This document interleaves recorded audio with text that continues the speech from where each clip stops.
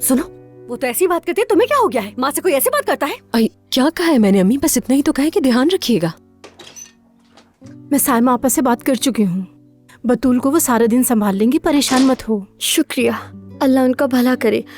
मैं किसी और के सुपुर्द कर भी नहीं सकती थी बतूल को, और मंगनी पे ले जाना भी मुनासिब नहीं लगता। सफिया बेटी, कैसी हो? ठीक तो हो ना? हाँ, ठीक हूँ मैं। फातिमा, मेरी बात सुनो, वहाँ बिल्कुल तमीज से रहना।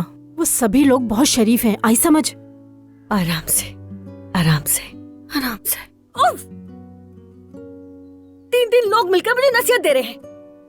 मेरी शराफत की गवाही तुम तीनों मिलकर भी कभी भी नहीं दे सकती, समझी? पहले अपने आप को देखो जरा। खैर, मैं बतूल को तैयार करके लाती हूँ।